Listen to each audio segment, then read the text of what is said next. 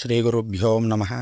నమాదవ సమో మాసో నకృతేన యుగం సమం నచ వేద సమం శాస్త్రం నతీర్థం గంగయా సమం అంటుంది శాస్త్రము. అంటే మాసములలో మాధవ మాసమైనటువంటి వైశాఖ మాసముతో సమానమైన మాసము గాని, యుగములలో కృతయుగమును కాని, తీర్థములలో గంగాతో సమానమైనటువంటి తీర్థము కానీ లేదని స్కాందపురాణము పేర్కొన్నది.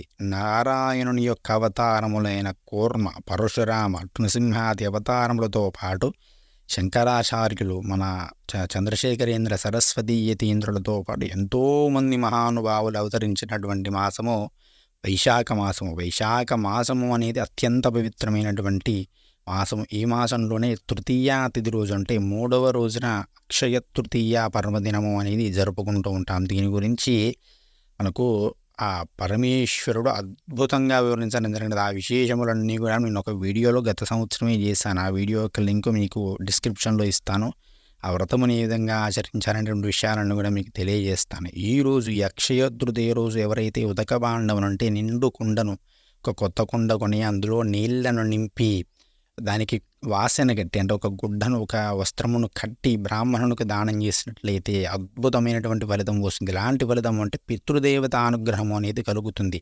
మనకు సంతానం ఇచ్చేటప్పుడు దేవతలు కూడా పితృదేవతలను అడుగుతారు, వీడికి సంతానం ఇవ్వచ్చా, వీకు దేవతారాధన చేస్తున్నాడా అని అడుగుతాడు.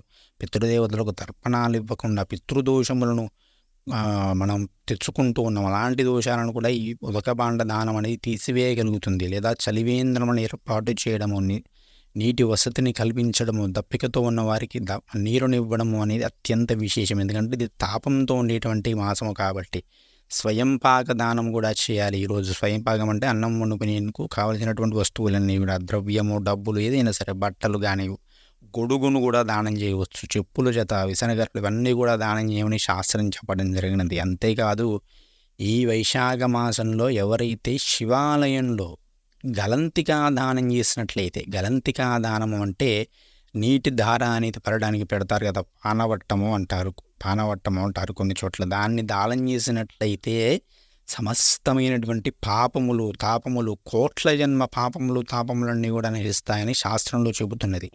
వైశాఖ పూర్ణిమ నాడు ఇలాంటి అభిషేకం చేసినా సరే మనం ఆ దానం చేయలేకపోతే, వెంటిది చేయాలంటే కాస్త ఖర్చు అవుతుంది, చేయలేనంటే అలాంటి అభిషేకం చేసినట్లేదు ఉదయం నుంచి సాయంత్రం వరకు సంతతధారగా శివునికి అభిషేకం చేసినా కూడా అపమృత్యు దోషము, అకాల మృత్యువులు తొలగుతాయని చెప్పడం జరుగుతుంది.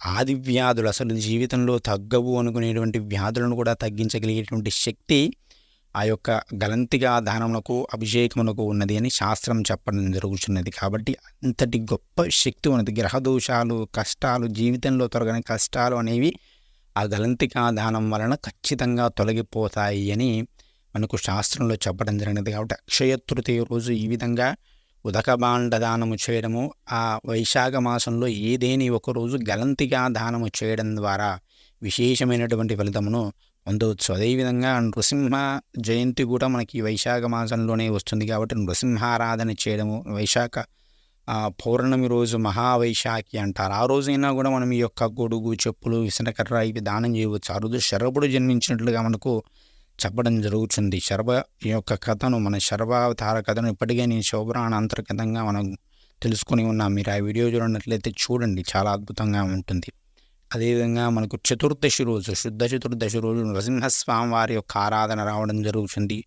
అదేవిధంగా బహుళపక్ష దశమి రోజు హనుమత్ జయంతి పర్వదినం, శ్రీ ఆంజనేయ స్వామి వారి ఆరాధన అద్భుతమైనటువంటి ఫలితాలను ఈ వైశాఖ మాసంలో ఇవ్వడం జరుగుతుంది. పంచమీ పర్వదినం రోజు, శుద్ధ పంచమీ పర్వదినం రోజు శంకర జయంతుల వారు శంకర జయంతిగా చెప్తూ ఉంటారు. ఆదిశంకరాచార్యుల వారి పేరు చెప్పుకుంటే చాలు మన జన్మ అనేది ధన్యమవ్వడం జరుగుతుంది. కాబట్టి ఆ విధంగా మనం ఈ యొక్క మాసం విశేషమైనటువంటి మాసం, ఎన్నో విశేషాలు ఉన్నాయి. అందులో కొన్ని విశేషములు చెప్పడం జరుగుతుంది. ముఖ్యంగా అక్షయ తృతీయ గురించి ఈ వీడియో చేయడం జరిగినది. అక్షయ తృతీయ రోజు బంగారము కొనాలి అనేటువంటి భావన చాలామందిలో ఉన్నది. అక్షయ తృతీయ రోజు బంగారం కొనమని ఏ శాస్త్రంలోనూ చెప్పలేదు. బంగారము కొనేది ధనత్రయోదశి రోజు లేదా ఉగాది రోజు కొనమని మనకు శాస్త్రంలో చెప్పబడినది. ఈ రోజు మనం ఏదైనా దానము చేసినట్లయితే దానికి విపరీతమైనటువంటి ఫలితం వస్తుంది. ఒకవేళ మీరు బంగారము కొంటే విపరీతమైన ఫలితము, మీకు ధనయోగము వచ్చినట్లయితే, అక్షయంగా అది వృద్ధి చెందినట్లయితే, మీరు ప్రతి సంవత్సరం బంగారం కొంటున్నారు కదా, ఎంతమందికి వృద్ధి చెందిందో మాకు చెప్పండి. కింద కామెంట్ రూపంలో తెలియజేయండి, మేము కూడా తెలుసుకొని కొనుక్కుంటాము. మీరు 1 గ్రాము కొన్నారు కదా పోయిన సంవత్సరం, మళ్ళీ వచ్చే సంవత్సరానికి కనీసం ఒక 10, 12 గ్రాములన్నా వృద్ధి చెందినదా?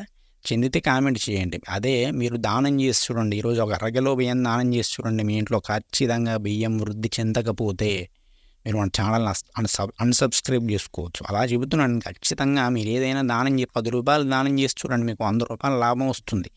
మీకు వచ్చేటువంటి పుణ్యమును మీరు వెలకట్టుకోలేరు, అంతటి పుణ్యం వస్తుంది, అక్షయంగా వృద్ధి చెందుతుంది. ఈరోజు దానం చేసేటువంటిది అసలు పూజలు అనేవి పుణ్యం కోసం కాదు, దానం కోసము, ధర్మం కోసము చేయాలి, మనశ్శుద్ధి కోసము పూజలు చేయాలి. ఎప్పుడైనా కూడా బంగారాన్ని కొనుక్కోవాలంటే మరొక రోజు కొనుక్కోవచ్చు. ఈరోజు అక్షయ తృతీయ రోజే కొనుక్కోవాలన్న రోజు ఏమందండి, ఎవరైనా కొనుక్కోవచ్చు. కాబట్టి ఈరోజు ఖచ్చితంగా ఉదక కుంభ దానాన్ని, మంచినీటి పాత్రను దానం చేయండి. ఏదో ఒకటి, లేదా వాటర్ బాటిల్ దానం చేయండి. వాటర్ బాటిల్ దానం చేయడం ఏంటి అని అనుకోకండి. వాటర్ బాటిల్ దానం చేసినా కూడా ఏదో ఒక విధంగా తాపాన్ని తీర్చాలి. జనుల యొక్క తాపాన్ని తీర్చడం ద్వారా, దానికి సంబంధించినటువంటి వస్తువును దానం చేయడం ద్వారా మనకు జన్మజన్మల్లో తర్పణాలు ఇవ్వకపోతే మనకు కూడా, మనం పితరులకు ఇవ్వడం కాదు, మనకు కూడా జన్మను శరీరాన్ని వదిలిన తర్వాత ఎంతో తాపం ఉంటుంది ఆత్మకు. ఆత్మతాపం అనేది తొలగిపోతుంది. ఇంట్లో ఎట్లాంటి ధనయోగం వస్తుంది అనుకుంటున్నారండి? ఇంట్లో ధనయోగం రావాలంటే లక్ష్మీదేవి అనుగ్రహం రావాలనుకుంటున్నారు.